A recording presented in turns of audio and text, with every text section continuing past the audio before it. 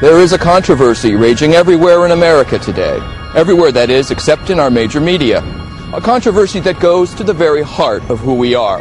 Are we citizens of the greatest democracy on the face of the earth? Are we captains of our own fate?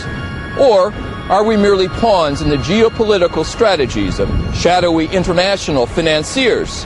Financiers that may even control our own Federal Reserve.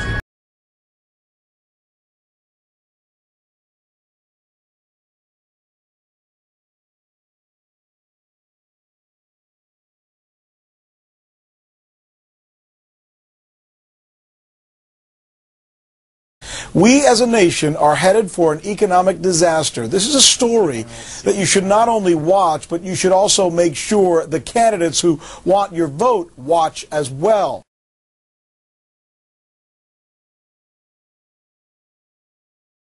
There's a dollar crisis out there, and people's money is being stolen. People who have saved, they're being robbed.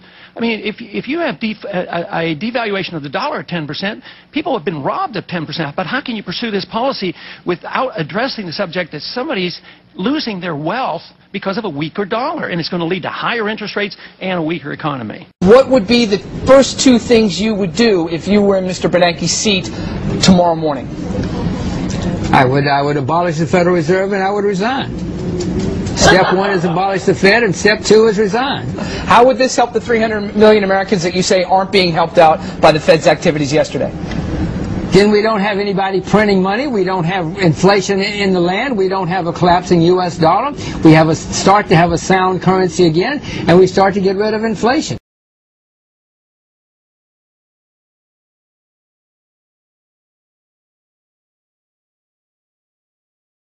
Man, David Walker, the Comptroller General of the United States.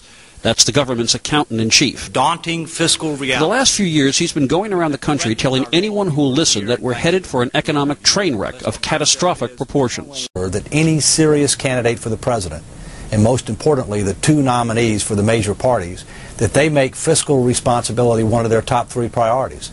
If they don't deserve to be president. And if they don't, we're in trouble.